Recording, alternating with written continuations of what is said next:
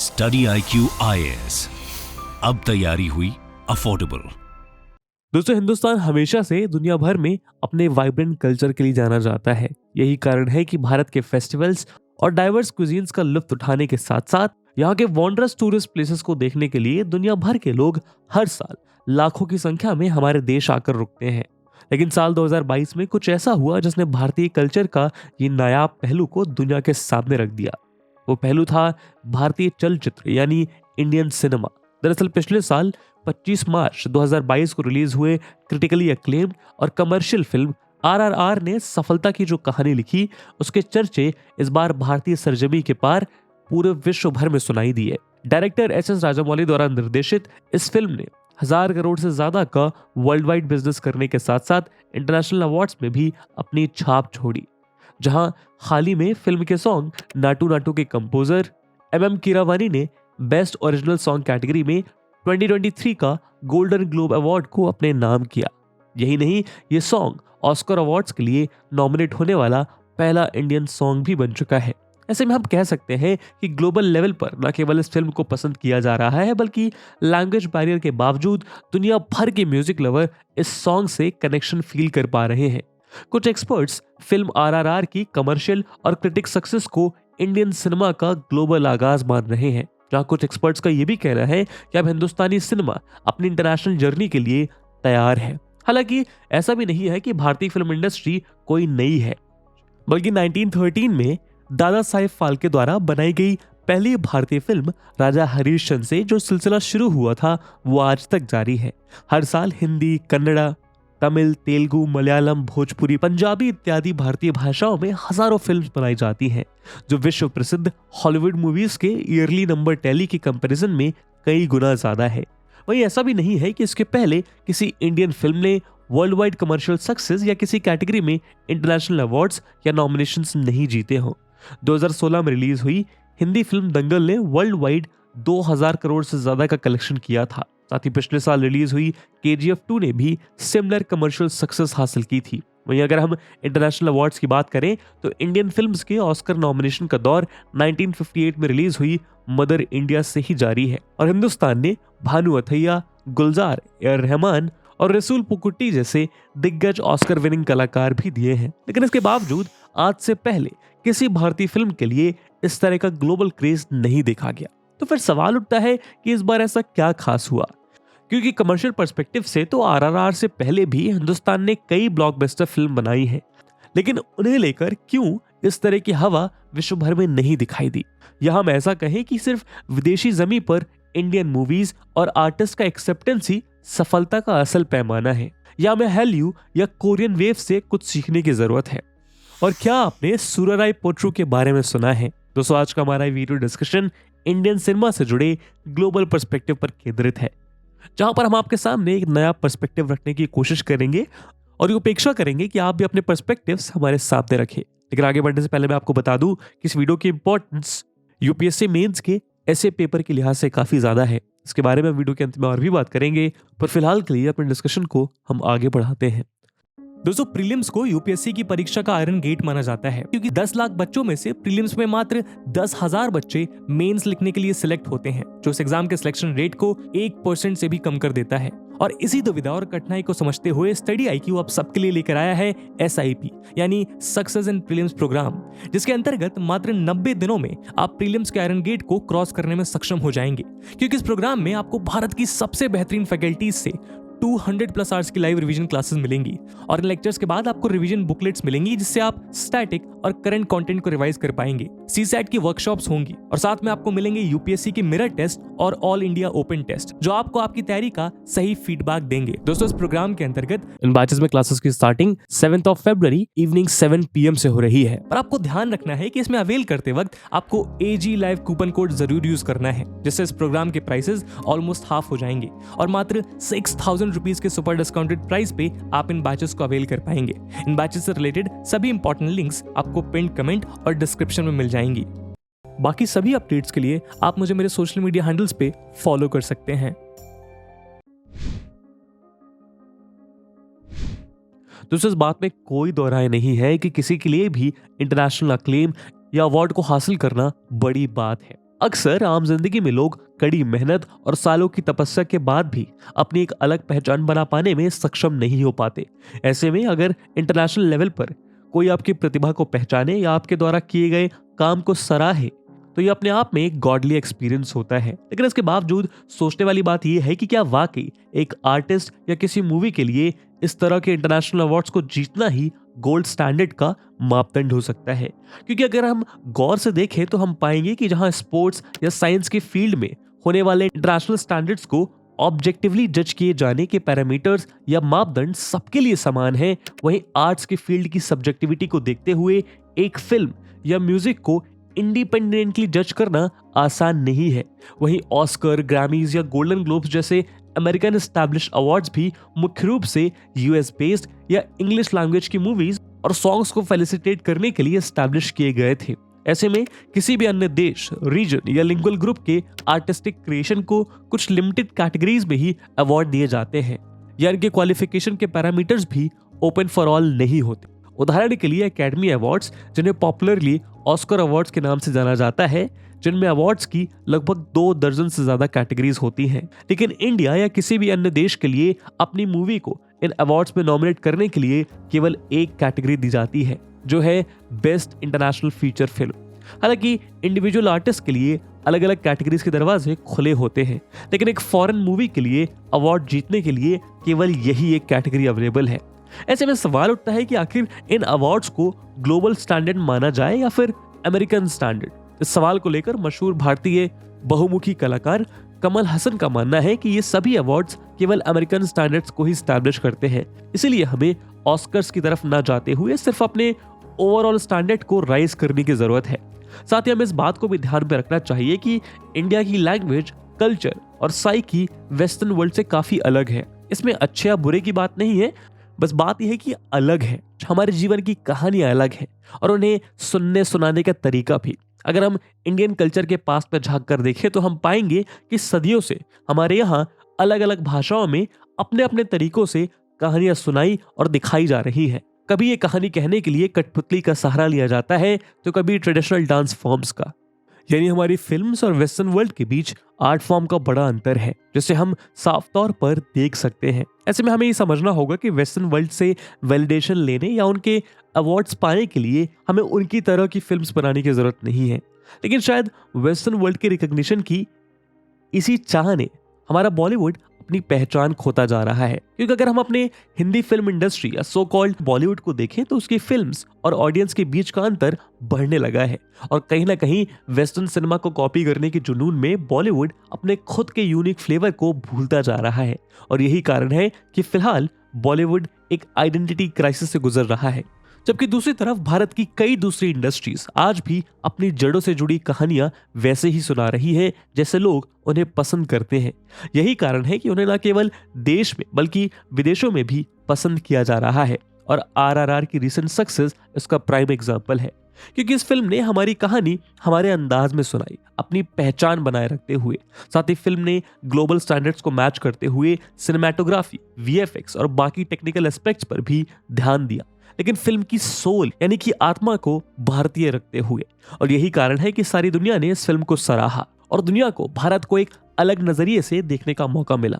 तो ऐसे में सवाल है कि आखिर क्या किया जाए? क्या इन वेस्टर्न अवार्ड्स के लिए कंपीट ही ना किया जाए या फिर इनका बहिष्कार करना ठीक होगा?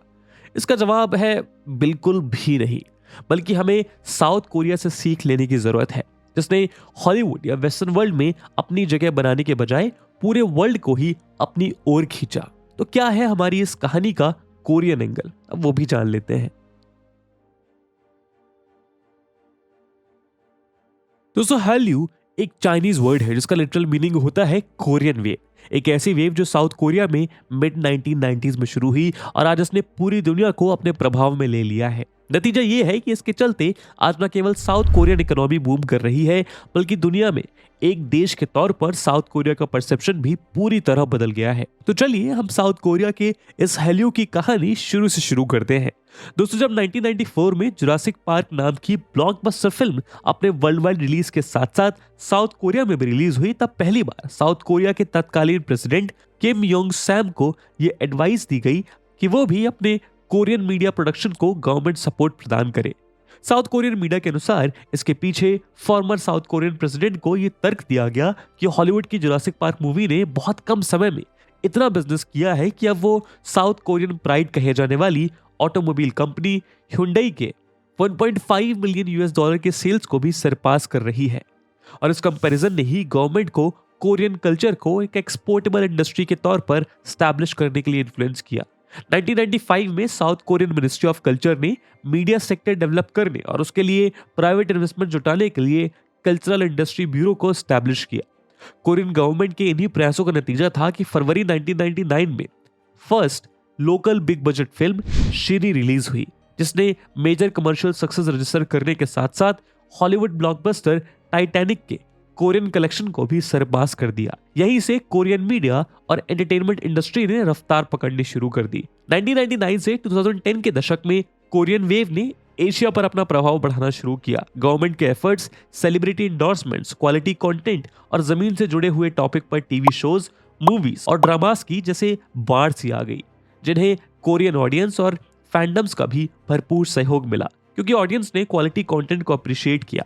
इसलिए कोरियन गवर्नमेंट और इन्वेस्टर्स द्वारा ऐसे कंटेंट के क्रिएशन पे और अधिक इन्वेस्ट किया जाने लगा।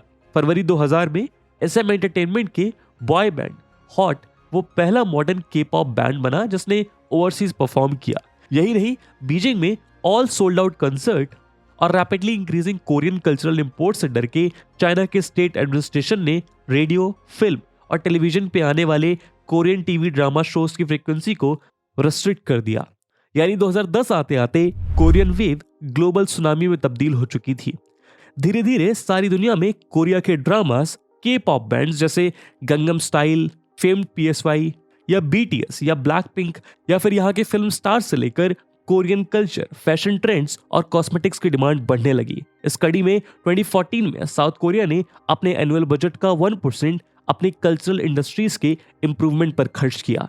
ये इसी का नतीजा था कि कोरियन कंटेंट के इसी क्रेज की वजह से आई कोरियन वेव ने 2019 में कोरियन इकोनॉमी को $12.3 बिलियन का बूस्ट प्रोवाइड किया। इस कोरियन वेव से इंस्पायर होकर दुनिया भर के सैलानी साउथ कोरिया आने लगे। यही नहीं, famous language learning platform Duolingo की एक रिपोर्ट के मुताबिक दुनिया भर में कोरियन लैंग्वेज सीखने का क्रेज बढ़ता जा रहा है। एक्सपर्ट्स का मानना है कि ये सब मिड 1990s में साउथ कोरिया में शुरू हुए इस कलेक्टिव एफर्ट का ही नतीजा था कि 2020 में साउथ कोरियन मूवी पैरासाइट ने ऑस्कर में अवार्ड्स की झड़ी लगा दी, क्योंकि तब तक कोरियन वेव ने इस दुनिया पर ऐसी पकड़ बना ली थी कि किसी कोरियन फिल्म को एकेडमी अवार्ड्स यानी ऑस्कर की जरूरत कम और गिरती व्यूअरशिप के बीच रेलेवेंट बने रहने के लिए ऑस्कर को कोरियन मूवीज की जरूरत ज्यादा हो गई।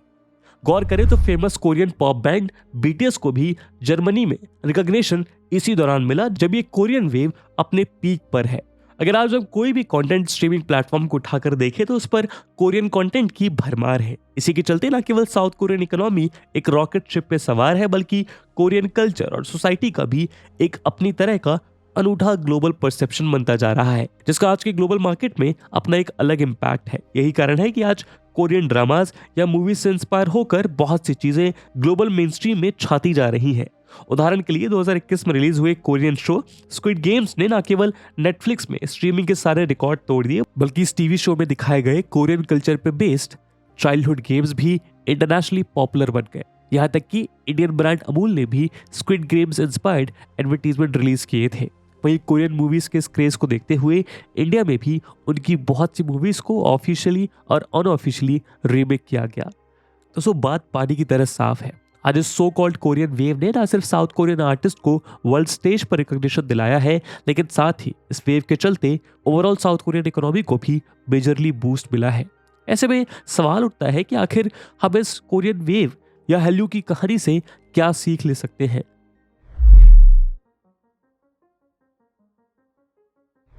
दोस्तों, साउथ कोरिया के इस हल्यू से हम यही सीख ले सकते हैं कि अगर लगभग 6 करोड़ की पॉपुलेशन वाला आइलैंड नेशन साउथ कोरिया केवल अपने कल्चर के दम पर आज पूरी दुनिया में अपने सॉफ्ट पावर की वेव ला रहा है, तो भारत जैसा मल्टीलिंगुअल और कल्चरली डाइवर्स देश दुनिया में पूरी सुनामी ला सकता है। बस जरूरत है तो हमें अपनी जड़ों को पहचानने की और अपनी अलग आइडेंटिटी बनाए रखने की। ये बात सही है कि अगर हमारे यहाँ फिल्म्स और म्यूजिक को वेस्टर्न वर्ल्ड में अप्रिसिएशन और अवार्ड्स दिए जा रहे हैं तो ये हमारे लिए खुशी की बात है, लेकिन हमारे लिए गर्व और असल खुशी की बात तब होगी जब हम अपने कल्चर के लिए वेस्ट से वैलिडेशन ढूंढने के बजाय अपने देश की संस्कृति का दुनिया में लोहा मनवाए। जिस तरह बॉलीवुड या दूसरी western movies Indian film industry द्वारा दिए जाने वाले अवार्ड्स पाने और एक्नॉलेजमेंट पाने के लिए कतार में नहीं खड़ी है, ठीक उसी तरह हमें भी इन विदेशी अवार्ड्स पर टकटकी लगाए नहीं बैठना चाहिए। अगर इस तरह के 360 डिग्री चेंज की उम्मीद सिर्फ सरकार या फिल्म मेकर से करना इंडियन आर्ट के साथ बेईमानी होगी। ये चेंज तभी संभव है जब हम सब एज एन ऑडियंस खुद अपने इंडियन कंटेंट को अप्रिशिएट करना सीखें, ताकि देश में इंडियन आर्ट को ग्रो करने के लिए सूटेबल माहौल मिल सके। दोस्तों, आपको याद होगा कि हमें इस वीडियो की शुरुआत में आपसे एक सवाल पूछा था, अब उसका जवाब देने का वक्त आ गया है। तो बताइए कि आपने सुराराई पोट्रू के बारे में सुना है? अगर नहीं तो हम आपको बताते हैं कि ये भारत की इस साल की नेशनल अवार्ड विनिंग मूवी है। भारत में दर्जनों भाषाओं में हर साल हजारों फिल्म्स बनती हैं जो देश के अलग अलग रीजन्स की, अलग अलग लैंग्वेजेस की और अलग अलग परिवेशों से आने वाले लोगों के इमोशंस की कहानी अपने अपने तरीकों से सुनाती हैं। लेकिन हम सब इन कहानियों को ही अनदेखा कर देते हैं। बाकी आप सब छोड़िए, 7 समुंदर पार किस अवार्ड फंक्शन में व्यूअरशिप के लिए किस सेलिब्रिटी ने किसे थप्पड़ मारा हमें याद रहता है, लेकिन हम अपने देश की आर्ट को सेलिब्रेट करने और उन्हें प्रोत्साहित करने से चूक जाते हैं। क्योंकि अगर हम खुद अपने बीच की कहानियों को उचित सम्मान नहीं देंगे तो हम किसी और से भी इस सम्मान की उम्मीद नहीं रख सकते हैं।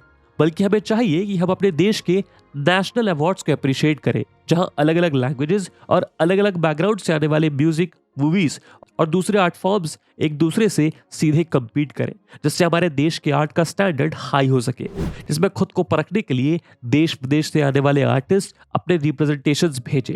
वहीं अगर हमारे देश की कोई फिल्म या आर्ट फॉर्म अच्छा करती है या भीड़ से हटकर कोई इंटरनेशनल रिकॉग्निशन हासिल करती है तो हमें चाहिए कि हम आर्ट फॉर्म को अप्रिशिएट करें, ना कि उसे भाषा या क्षेत्र के आधार पर बांटने का काम करें। क्योंकि यहाँ भी ये नहीं भूलना चाहिए कि भारत इन सभी रंगों और इन सभी संस्कृतियों से मिलकर ही बना है और हमें इसे ऐसे ही रखना होगा। तो अंत में भारत के विदेश मंत्री डॉक्टर एस जयशंकर के कुछ शब्द याद आ रहे हैं।